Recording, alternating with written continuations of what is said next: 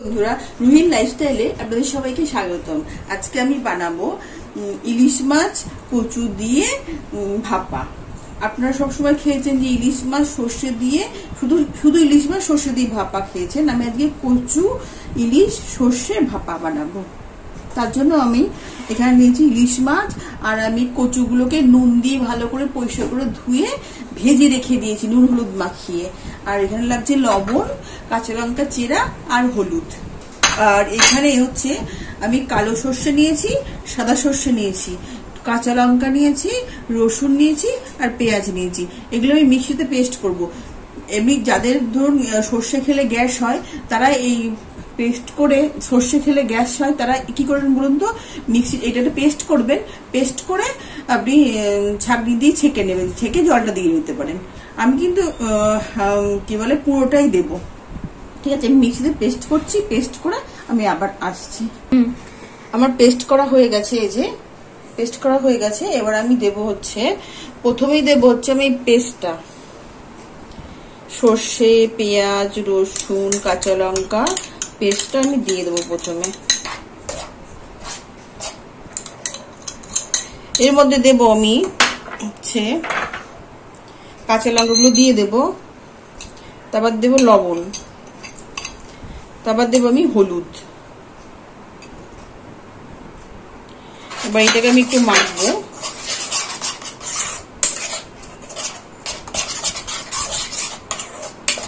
এবার আমি দেব একটু সর্ষের তেল।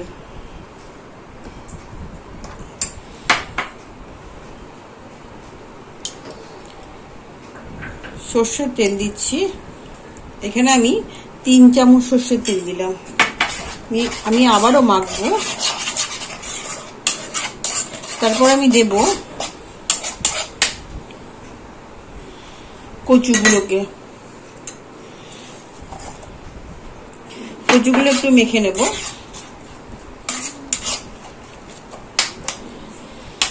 এবার আমি দেব মাছগুলো। এবার আমি হাত দিয়ে মাছগুলো মাখবো। আমার হাত পরিষ্কার করে ধোয়া আছে, আমি হাত দিয়ে মাছগুলোকে মাখবো। মেখে আমি সাজিয়ে দেব পুরো। এই মাখা কচু দিয়ে, কচুর ভাপা মানে কচু দিয়ে ইলিশ মাছ ভাপা দারুণ খেতে লাগে। তার সঙ্গে ওই যে একটু রসুন দিয়েছি, একটু পেঁয়াজ দিয়েছি। আমি প্রত্যেকটারই টেস্ট আলাদা আলাদা করে আসবে। তাহলে এমনি আমরা সবসময় ইলিশ মাছ ভাপা করি হচ্ছে সর্ষে বাটা দিয়ে, পোস্ত দিয়ে ইলিশ মাছ ভাপা হয়, শুধু ইলিশ মাছ, কচু দিয়ে হয় না। কচু দিয়ে ঝোল হয় ইলিশ মাছের। আমি ভালো করে ইলিশ মাছগুলোকে ভালো করে মেখে নেব। আমি সামান্য একটু জল দেব। আমি এবার জল দেব, যাতে কচুগুলো তো সিদ্ধ করতে হবে, মাছটাও একটু সিদ্ধ হবে, ওই জন্য আমি জল দিয়ে দিলাম। জল দিয়ে আমি আরো একবার করে ভালো করে মাখিয়ে দেব। আর একটু লবণ লাগবে, আমি আর একটু লবণ দিয়ে দেব।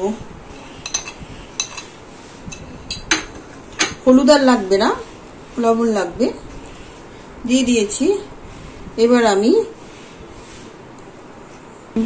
কাঁচা লঙ্কা আমি বেটে দিয়েছি, তাই জন্য শুকনো লঙ্কা হালকা উপর দিয়ে একটু দিয়ে দিলাম, হালকা একটু উপর দিয়ে দিলাম। আমি এবার কাঁচা তেল দেব। কাঁচা তেল আমি এখন 2 চামচ দেব, আর মাছটা যখন হাফ হয়ে যাবে তখন আমি আবার 2 চামচ তেল দেব। চলুন রান্নাটা করি গিয়ে। কড়াইটা ওভেনে বসিয়ে দিয়েছি, আমি এবার গ্যাসটা জ্বেলে দেব, দিয়ে আমি ঢাকনাটা দিয়ে দেব। আমি ঠিক 10 থেকে 15 মিনিটের মধ্যেই খুলবো। এখন আমার এটা এরকম করে ঢাকা দিয়ে হতে থাকবে। তারপরে মিডলে যখন আমি একবার মিডলে খুলবো, মিডলে খুলে দেখবো মানে কতটা হয়েছে, তখন আমি সর্ষের তেল দেবো আবার। এখন ঢাকা থাক, আমি এবার ঢাকনাটা খুলবো, দেখবো কি পরিস্থিতি।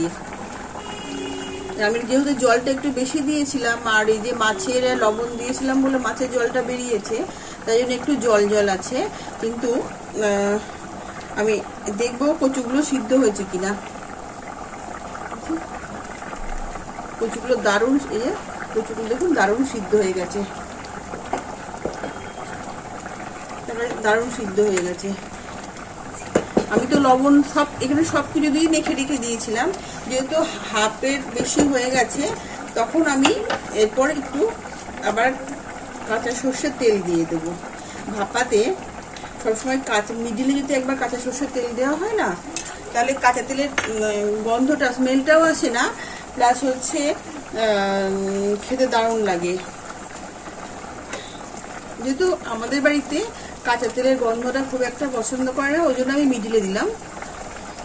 আবার নামানোর একটু আগেও দেওয়া যায়, কাঁচা তেলের গন্ধটা থাকে। যেহেতু আমার বাড়িতে এটা পছন্দই করে না একদমই। সব কিছু দেওয়া আছে, আমি কাঁচা তেল দিয়ে দিয়েছি। আমি আবার ঢাকনা 4 মিনিট মতো ঢাকনা দেব, দিয়ে আমি এটা নামিয়ে দেব। একটু গরম মশলা দিয়ে নামাবো। এবার আমি 4 মিনিট হয়ে গেছে, আমি ঢাকনাটা খুলবো। ঢাকনাটা আমি খুললাম, দিয়ে দেখুন হয়ে গেছে। আমি সামান্য একটু গরম মশলা দেবো। হ্যাঁ, আপনারা হয়তো ভাবছেন যে সর্ষে বাটা দিয়েছে, তার মধ্যে রসুন দিল, পেঁয়াজ দিল, তারপরে আবার গরম মশলা দিল, কেমন খেতে হবে। আপনারা একবার সত্যি সত্যি বানিয়ে খেয়ে দেখবেন কিরকম খেতে হয়। দারুণ খেতে হয় এটা। কিন্তু আমি মুখে বলছি না, প্লিজ আমার এটাই আপনার কাছে একটা রিকোয়েস্ট যে আপনারা একবার বানিয়ে দেখবেন কিরকম খেতে হয়। প্রত্যেকটার যে মানে পেঁয়াজের পাবেন, পেঁয়াজ, সর্ষে বাটা, প্রত্যেকটা আলাদা আলাদা টেস্ট পাবেন। আমার রান্না ডান। আমি এই ডিশটার মধ্যে তুলবো।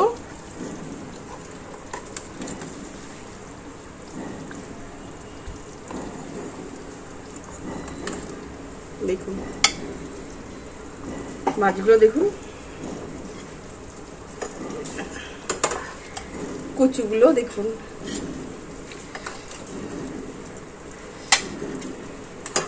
এই ডিশটার মধ্যে আমি পুরো তুলে দিচ্ছি।